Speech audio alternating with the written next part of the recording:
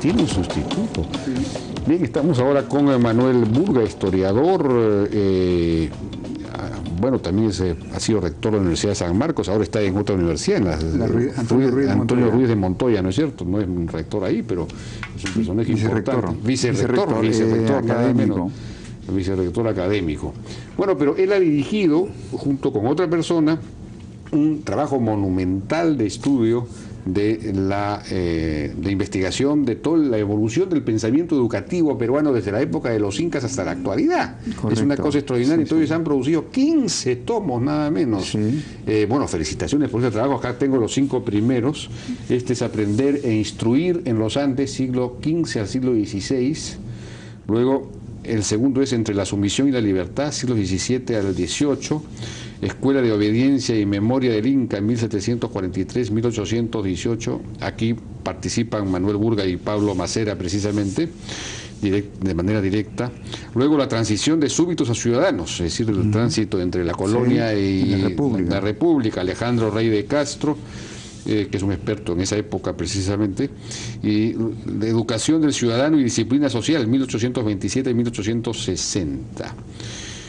Muy interesante. Bueno, aquí uno puede solamente de los títulos darse cuenta que hemos pasado de la instrucción a la educación y hemos pasado de, formar súbditos a formar ciudadanos. Exacto. Hemos pasado, en fin, ¿cuál es la evolución que usted puede...? Bueno, a grandes rasgos, la evolución es tal como lo has indicado, el tránsito de la formación de ciudadanos, de la formación de súbditos, en la colonia a la formación de ciudadanos en la República. Eso que parece tan simple es el producto de todo un sistema político que es el sistema del virreinato y todo un conjunto de ideales y de valores que a través de la educación se transmiten.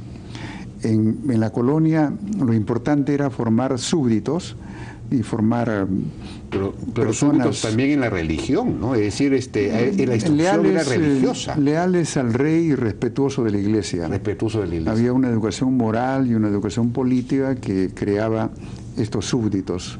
Y crear súbditos era transmitir los valores para crear una suerte de establishment de la sociedad. Porque la Universidad de San Marcos era una universidad pontificia, ¿no es cierto? San Marcos era real y pontificia. Real y pontificia, tenía las dos naturalezas. El virrey era el patrón de la universidad y el arzobispado designaba, por ser pontificia, una vez la universidad misma, el virrey, y la siguiente vez el arzobispado, por ser pontificia. Pero ¿quiénes recibían instrucción, por no decir educación? Había la Universidad de San Marcos, habían los convictorios de San Carlos, me parece, sí. Habían escuelas de los jesuitas, los propios caciques, los curacas, digamos, se educaban, ¿no? Había colegios de curacas. Colegios de hijos de curacas, sí, sí. Para decirte de manera gráfica, la educación es tripartita en la actualidad y lo es desde el siglo XIX y parte del XVIII. Primaria, secundaria y superior. Ah, ¿sí? En la primaria es una invención del siglo XIX con la modernidad y con la Revolución Francesa. En la época colonial no había el primer peldaño. No había el primer peldaño para acceder a los colegios mayores, los religiosos. El primer peldaño lo podían transitar a través del sistema de preceptores. Y los preceptores estaban al alcance fundamentalmente de la élite colonial. Pero además había... incluyendo por lo visto a los caciques. Había los caciques, el colegio de caciques, que era de la élite indígena. Claro. Entonces, en todos los casos, los preceptores, los colegios mayores, la escuela de latinidad y la Universidad de San Marcos eran escuelas de obediencia. Escuela de formación de súbditos, claro, sí. Escuela de personas leales al rey, personas leales a su tiempo. Pero, por ejemplo, los indígenas se enseñaba quechua, ¿no? Se enseñaba, leían a Garcilaso de la Vega, construían sus... No se leía tanto a Garcilaso de la Vega, pero sí había una cátedra de quechua en San Marcos. Había una fundada cátedra por los dominicos. Pero eso acaba con los Borbones. podría decirse que pierde importancia y lentamente va desapareciendo, porque la asignación de recursos de la cátedra para enseñar quechua no fue muy importante. La intención de enseñar quechua era de que la catequesis de los doctrineros la hagan en quechua, pero después, por las exigencias de la colonia, la catequesis se fue haciendo en español, para que haya una aceptación tanto de la doctrina como de la lengua. Tengo la sensación que después de Túpac Amaru hubo una represión de los caciques desaparecieron, fueron prácticamente decapitados, el quechua también fue reprimido, en fin. Eso está explicado, Jaime, en el volumen 3, de esta suerte de dos repúblicas, la República de Españoles, la República de Indios, cada uno con su escuela. La escuela de obediencia para la República de Españoles, de mestizos y de criollos, y la memoria del Inca para aquellos que no estaban en esa escuela formal. Y en la época de Túpac Amaru colisionan ambas escuelas. Interesante. Colisionan porque la escuela de obediencia creaba la conciencia histórica de pertenencia a un imperio y de pertenencia a un mundo universal, que era el mundo que provenía desde Roma. Y la otra escuela, la escuela informal, la escuela indígena, formaba en base a la memoria de la pertenencia a una cultura que provenía de la época prehispánica. Y en la época de Túpac Amaru, tanto la educación del rey como la educación del Inca colisionan. Colisionan, sí, pues esa fue la revolución. Y bueno, hay unas pruebas que se pueden exhibir. ¿Cómo es que sabemos que colisionan? Porque hay un funcionario que es Benito de la Mata Linares, que fue el primer intendente del Cusco, que cuando le preguntan por qué sucedió la gran rebelión, Benito de la Mata Linares dice, entre 4 respuestas, porque no había escuela de primeras letras para los indígenas. Y entonces aprendían su propia cultura, su propia lengua y su propia historia.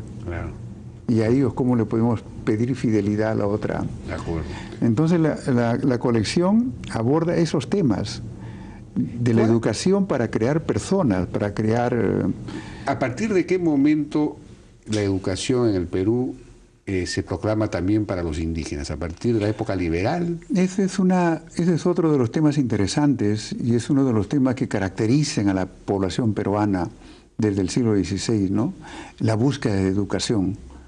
Creo que los curacas encarnan en este momento en el colegio de curacas, donde se educaban a los hijos de ellos, ¿no?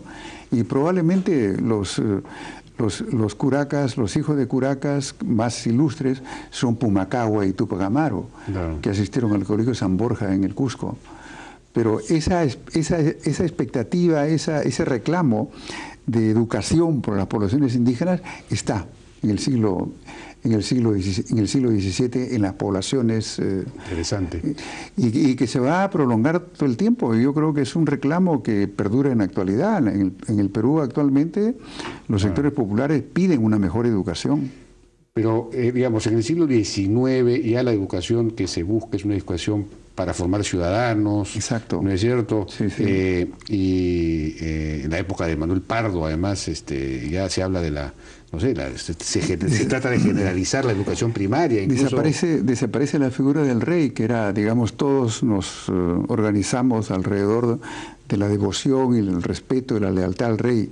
Después de la independencia, ¿qué es lo que reemplaza al rey? El sentido de patria. Todos nos organizamos alrededor del sentido de amor a la patria y de construcción de la nación. Dentro de una sociedad donde desaparecen las diferencias gracias a la universalización de los derechos ciudadanos y de la educación entre ellos. Claro, sí, pues, y se produce el gran cambio. Por eso el volumen 6 va a ser el gran cambio liberal de la educación en el Perú, la reforma liberal de Pardo, que es verdaderamente una de las grandes reformas, ¿no? Si me preguntas, Jaime, ¿cuáles son las grandes reformas? Yo te diría la reforma liberal de Pardo, la reforma de Córdoba y la reforma de Velasco, y probablemente alguna que ahora está en ciernes sin desarrollo. Bueno, la reforma de Velasco no produjo ningún resultado positivo, ¿no? Produjo una contrarreforma.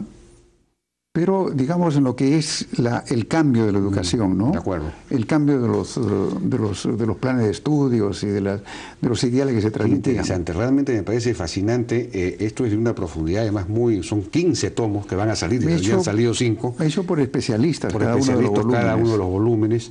Felicitaciones por a la derrama magisterial, además, por esta iniciativa, porque esto es financiado por la derrama magisterial, nada menos. Y en particular a su directorio, que ha tenido esta sensatez y esta inteligencia de apoyar una. Me parece muy bien que la derrama magisterial, digamos, que Patria Roja esté pensando en estas cosas. Me parece extraordinario. Empiecen a hacer aportes positivos, hay que aplaudirlos. Y que haga llegar estos volúmenes en su versión rústica a todos los profesores del interior, ¿no? Que haya una colección en cada escuela.